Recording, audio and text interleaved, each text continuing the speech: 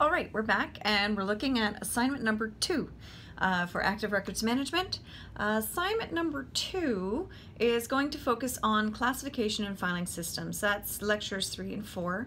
The due date is March 3rd, 2018. By midnight, it is worth 20% of your final grade. Question 1, pick 4 of the principles of classification from the lecture notes. Explain those principles and give examples other than the examples provided in the lecture. This is worth 8 points, so 1 for explaining the principle and 1 for the example. Question 2. What is a controlled vocabulary and how is a controlled vocabulary useful? This is worth 5 points. So this should be just one little paragraph. It doesn't need to be very long, just explaining what controlled vocabulary is and explain it in context to records management, because controlled vocabulary can be used in librarianship as well. But because our focus in the course is active records management, relate it to records management, please. Question 3, what are unique identifiers and how are they useful to records management staff? This is in lecture 4, so look for it there. This is worth 2 points. So again, 2 sentences. What are unique identifiers and how are they useful to records management staff? Question 4, discuss the method for determining a filing system, including the steps involved. 5 points.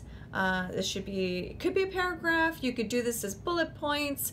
And when I say discuss the methods, it doesn't mean list the methods. It means actually talk through, describe, discuss those methods, okay?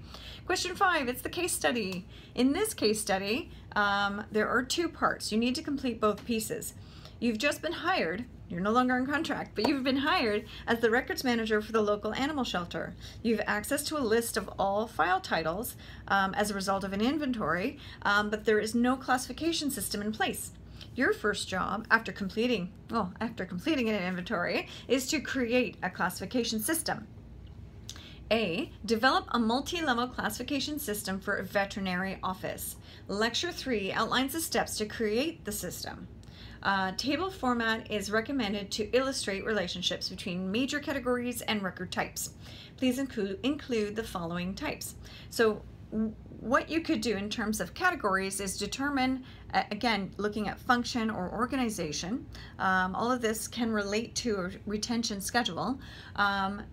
Relate it to that function or that classification. So for example, budgets and financial planning obviously relate to financial management. That's a pretty easy one that most organizations will have. So that is how I recommend putting this together. You can do it in Excel and then export the table into your Word document for your submission, your assignment.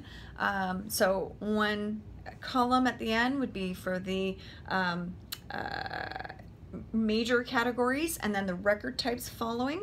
Now, there could be record types that you would assume this organization might have that I haven't listed here, so by all means add to it as well.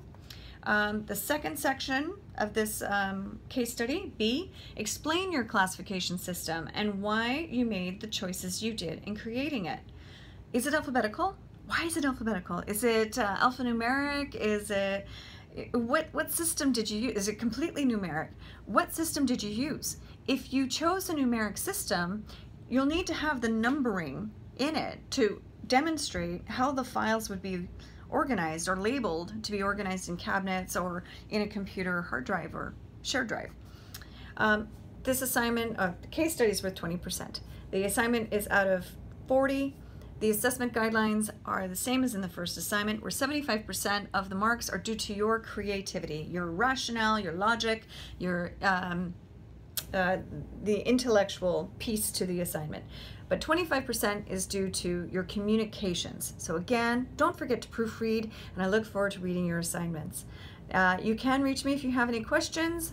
You've got email, you've got the discussion boards, and of course we will have a chat prior to the submission date. All right, good luck.